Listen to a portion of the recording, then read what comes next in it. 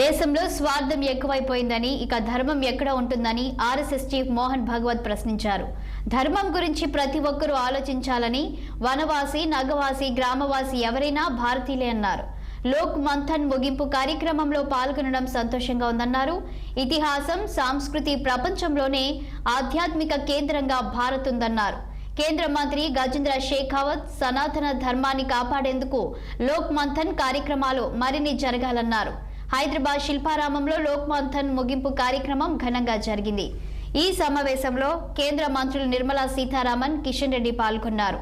3 రోజుల నుంచి జరుగుతున్న లోక్ మంథన్ కార్యక్రమంలో 12 దేశాల నుంచి ప్రతినిధులు హాజరయ్యారు. దేశ సంస్కృతి ఉట్టిపడేలా జానపదాలు ప్రదర్శించారు కళాకారులు. भेंट करने के लिए लेकर आए हैं।